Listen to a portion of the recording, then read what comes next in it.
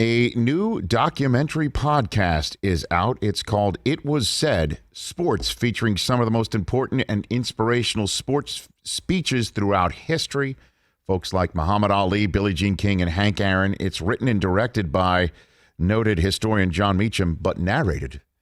And I hosted, I think one could say, by none other than the coach of the Philadelphia 76ers, Doc Rivers, who's back here on the Rich Eisen Show on the Mercedes-Benz Vans phone line. How are you, Doc? Rich, I am doing fantastic. My Bears won last week. Yes. The podcast is out. Okay. With John Meacham. Everything's good. Okay, that's good. So let's take this one at a time. We'll put a pin in the Bears, and we'll pull that one later. So you now get to say what many people in the world said, including myself, is I have a podcast. You get to say these words now, Doc. Those are words I can tell you I never thought I would ever say. I am, I've never done anything like this. But John Meacham, who, if you don't know, you should know, he's one of the great political writers of our time. He actually wrote Joe Biden's acceptance speech, President Biden's acceptance speech. And he called and said, hey, would you like to do a podcast together? And I'm thinking, an NBA coach and a political writer, what do we have to talk about, number one? Mm-hmm. And can we pull this off? I thought it was just so interesting that I jumped for it, and I've had a ball doing it. And so you spoke to Al Michaels, Urban Meyer, Michael Strahan, and so each one of these podcasts includes a conversation based on a famous sports speech that you're pulling on some of the threads from the speech at the time and how it works today. Is that the way that this works? Yeah, really not only just a speech, but sports happenings like Henry Aaron Chase to break Babe Ruth's record, talking to people. I tell you, the Dusty Baker stuff is absolutely unbelievable. Just what Hank Aaron went through. Muhammad Ali and just, what he went through with not going to the draft and going, through his career and what he stood for. Tim Tebow's speech, the promise, and talking to Tim and Urban Meyer.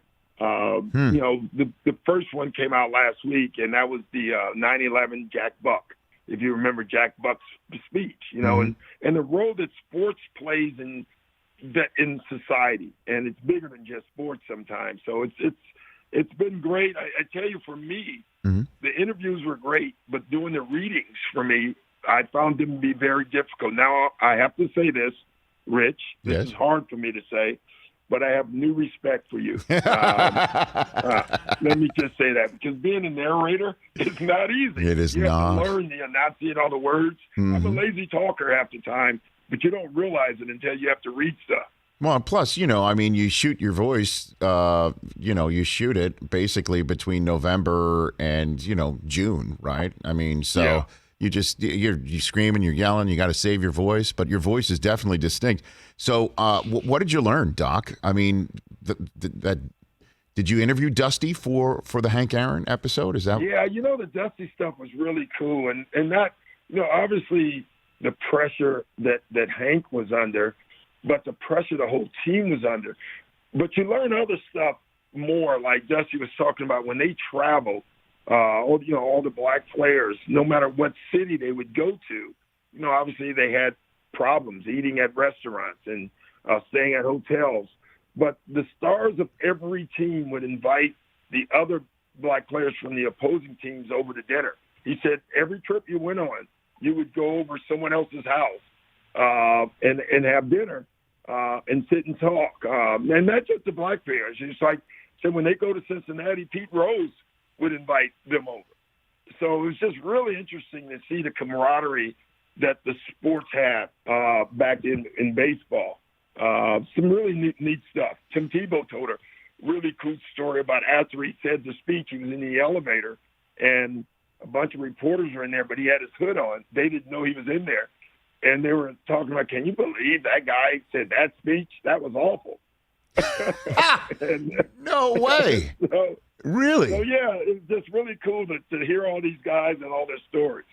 Did he take his hood off and say, my floor's here, and just get off and then press all the other buttons and then run out the elevator?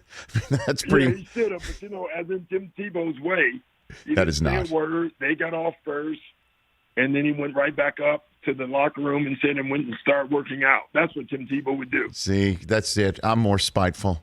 I'm a definitely more spiteful New Yorker. Doc Rivers here on the Rich Eisen Show. Again, the documentary, It Was Said Sports, with some terrific stories, some terrific speeches, memory lane stuff, and then, as Doc just pointed out, make you smarter, and you hear some great stories. Season 1 launched on September 8th. New episodes available Wednesdays wherever you get your podcasts. Doc, let's get to the here and now with you and your team and the Woj bomb, as it is said in our profession, about a conversation that Ben Simmons reportedly had with the franchise, and you are part of said franchise as the head coach, that he never intends to put on a Sixers uniform again. Is that what he told you, Doc Rivers? Well, he didn't say it in that word, but it's so, it's funny, Rich, for us it wasn't much of a bomb because we already knew it, but for the world it was. I guess the world, that's being making us feel like we're a lot more important than what we really are. But for sports fans, it was. But that doesn't mean that's going to happen, Rich. You've been around sports long enough for guys, I'm never coming back. I don't want to come back. And then the next thing you know, they're back. And so, we don't take it lightly. We do understand the frustrations. We understand, and you understand this when you're in sports and you have your dream of winning something and it doesn't happen for you, the mental toll that takes on you and each individual. And so this has happened more than we know, than you know, I would say. But, yeah, so we don't take it lightly, but we intend to get Ben back, and we wanted to have him back. Well, in terms of that, Doc, what did he say were the issues? Now, many of them are completely obvious. I mean, the fans' reaction to his playoff series, and of course, him not dunking a ball and passing it was sort of a microcosm of whatever potential problems he was having or going through. I mean, I think it's all that, but it's funny. Like that one play got so much play, and people forgot that he did make a pass, and Matisse got fouled. Matisse missed one and made one free throw. So that play was it cost 1 point. You know what I mean? We didn't come up empty on that play. Having said that, I'm not going to get into all the things that he voiced. A lot of it was past stuff that, happened years ago.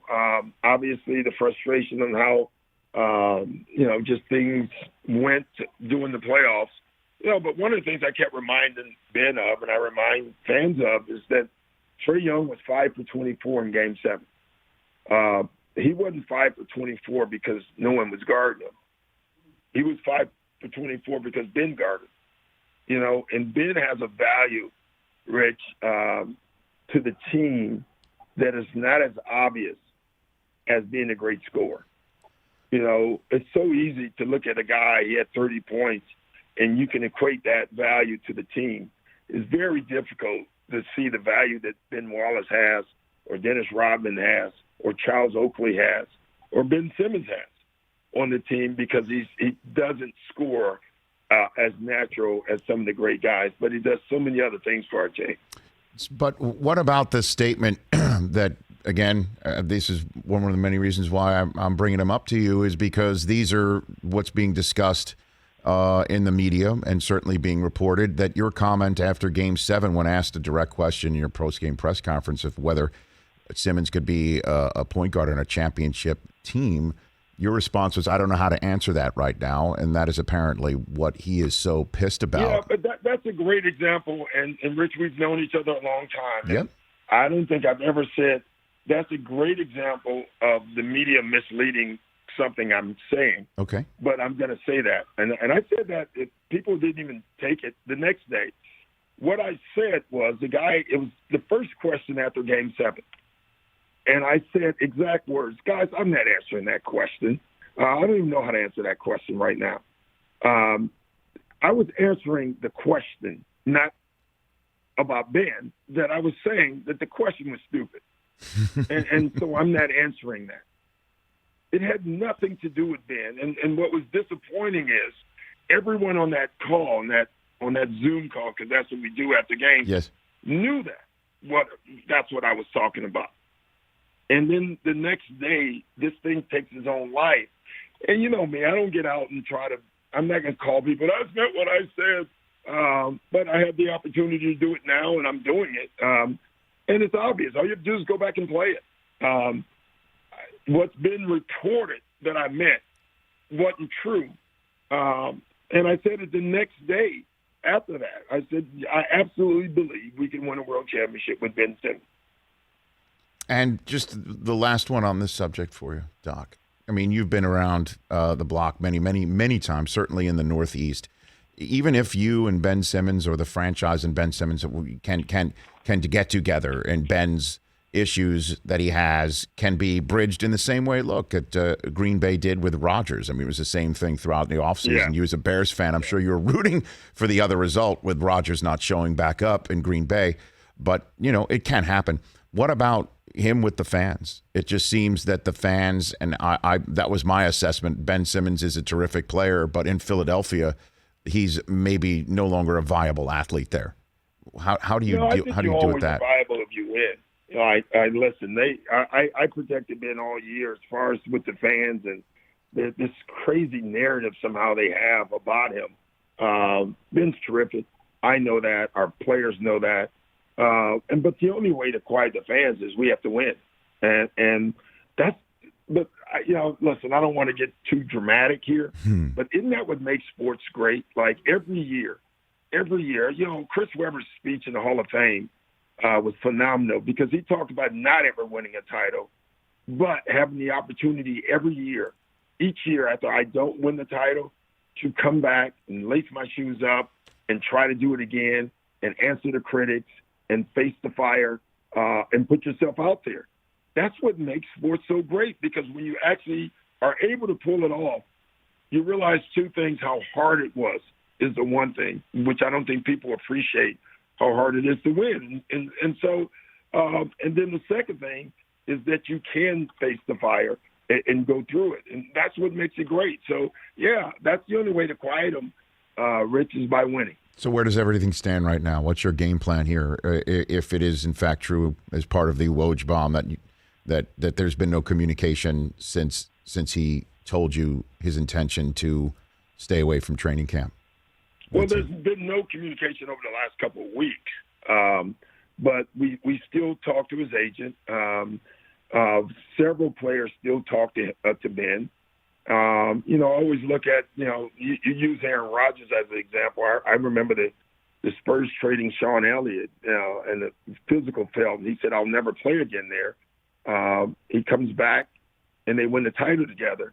So, as you know, and I know, things can change, but we just got to keep communicating and getting through to them, and maybe we can change.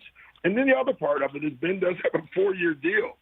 So this is all really in the team's hands on what we want to do, and we're just going to do what we feel is right for the team. And I think that's the most important part. And that is to keep Ben Simmons right now. Yes. Okay. Right now. Doc Rivers here on the Rich Eisen Show. Do you think Justin Fields should be starting? What do you think? What do you think about that subject? I trust the coach. I trust Coach Nagy. You know, I don't want Justin Fields to get out there and get hurt from lack of blocking. But I do love him. I think he's going to be an excellent quarterback. Sometimes we have to be patient. In this world, is that a word anymore, patient? No, I know. It's just, you know, the concept of take your lumps now and, you know, can get you where you need to go faster. You know, you take a look at Justin Herbert year 2. If he had sat last year, you know, he'd be taking his lumps now. Just that whole concept. Obviously, you just don't know how the lump taking can actually leave a permanent mark, literally, or stunt the growth. That's obviously the conundrum. And you know, Justin Herbert is more of a fallback quarterback, where Fields is so athletic and runs. You know, I think he would actually take more lumps, let's say. So, you know, I love the Bears. It's my team. I'm frustrated, not really with the coaching. It's more sometimes with our our picking process. Let's just say that. And so I feel like he's in good hands. So where all podcasts can be acquired right now, everybody should check it out. Some fascinating stuff from speeches and discussions and interviews with Doc Rivers and that one with Urban Meyer and Tim Tebow. Were they together? Did you get them together, or you separately? No, I got them separate. That would have been phenomenal. But I did get them separate the same day. And what was great is you could tell they've been together for so long. Right. Each one told the same story a couple of times without the other one being there. And I was like, wow, these guys are really tied together. Doc, thanks for the time. Really appreciate it. At Doc Rivers on Twitter. And, of course, this documentary podcast called It Was Said Sports, where all podcasts can be acquired. New episodes available on Wednesday. Episode 1 is already out. Don't go anywhere without It Was Said Sports in your phone. Doc, thanks for the time. Thanks, Rich. Tell Susie I said hi. I will do that. By the way, those are her favorite words in the history of this show. I'll be honest with you. Tell Susie I said hi from my guys. That's Doc Rivers right here on The Rich Eisen Show. Hey, you watched all the way to the end. Thanks for that. Watch more right here.